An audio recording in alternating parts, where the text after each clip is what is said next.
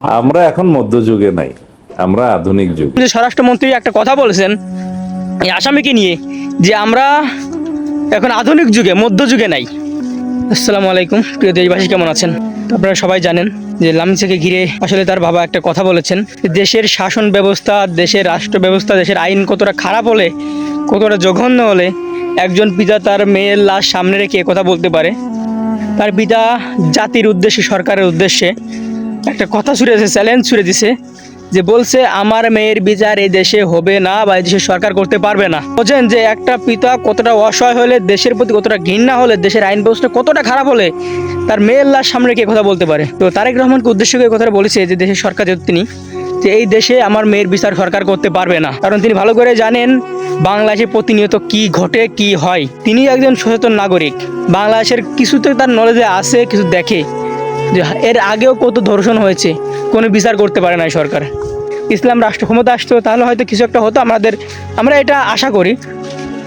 তো আজ 24 ঘন্টা পার হয়ে গেল, লামিসার দেহ দাফন করা হচ্ছে, কিন্তু এখনও ধর্ষক সে আসামি এখন বেঁচে আছে।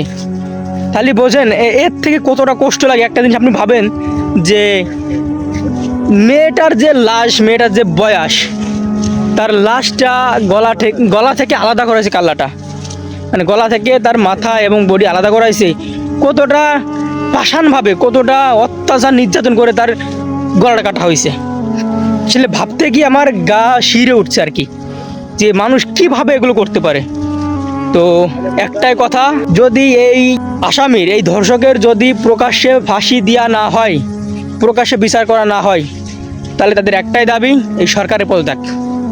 ঠিক আছে, এটা শুধু আমার কথা না, জনগণের কথা।